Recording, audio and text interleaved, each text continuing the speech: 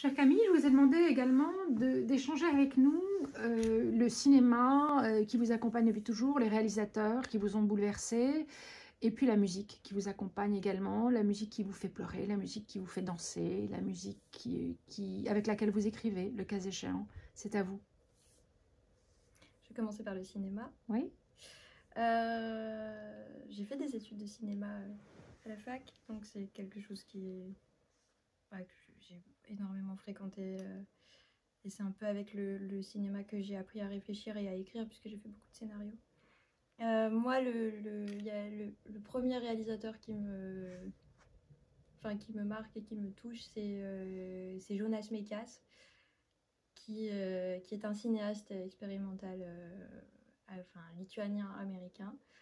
Et c'est un film de lui qui s'appelle Walden, où il filme sa vie pendant plusieurs années. Et c'est un montage de séquences qu'il a filmé de sa vie avec une caméra, je crois que c'était une Bolex en 16 mm. Et en fait, c'est un film fleuve qui dure 5 heures, devant lequel on peut vivre. En fait, moi, c'était un film devant lequel je vivais. C'est-à-dire que je faisais mes activités de la journée et j'avais ce film en boucle qui tournait devant moi et je repassais devant parce que c'est une très longue poésie. C'est une errance entre les gens, la vie quotidienne, les événements. Il y a énormément de superpositions d'images. Le texte est extrêmement poétique et c'est pas un film qui se regarde comme ça. En fait, ça se traverse par moments et ça se comprend à des moments différents. Donc voilà pour Jonas Mekas. Et puis après, par exemple, j'aime énormément le cinéma de Kitano, pour sa violence, pour sa drôlerie.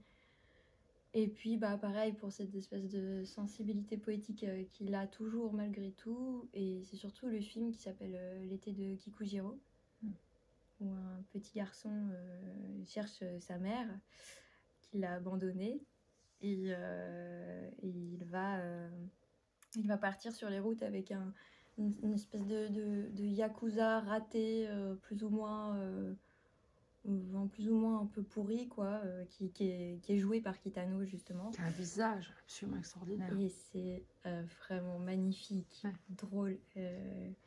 Et ouais, c'est d'une poésie dingue. Et après c'est 2001, l'Odyssée de l'espace, pareil, devant lequel on peut vivre aisément. Je pense que j'ai vu ce film une quinzaine de fois.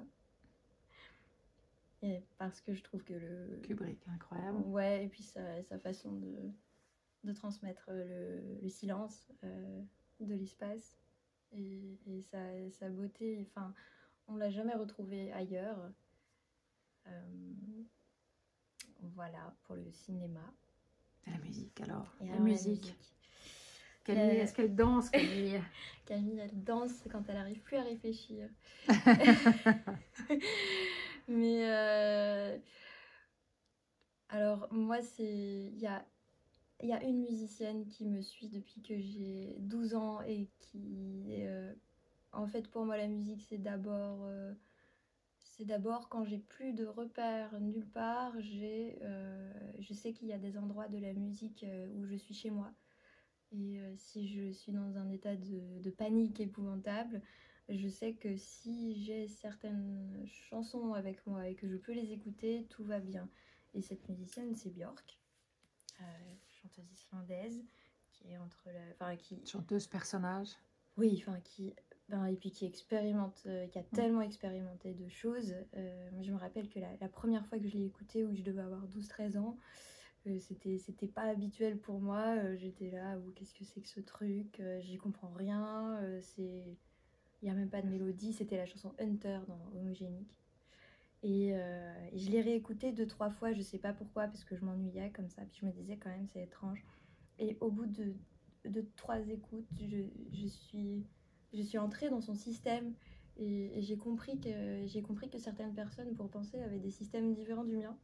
Et qu'il fallait tout l'enjeu était d'arriver à entrer à l'intérieur et qu'après on pouvait s'y installer. Et pour moi, c'est ça la musique, c'est des systèmes dans lesquels tu peux tu peux entrer et c'est des systèmes qui font tremplin aussi pour ta créativité. Moi, j'écoute beaucoup de musique électronique, hein, donc je vais être plus sur du Amon Tobin par exemple, qui est vraiment un immense musicien. Et, et puis, alors pour écrire, j'ai tendance à justement écouter plutôt des musiques électroniques qui forment des boucles. J'ai besoin de boucles et d'énormément de répétitions quand j'écris parce que pour moi c'est du rythme et ça me permet de me mettre juste automatiquement sur un rythme et puis de le garder sur tout un texte.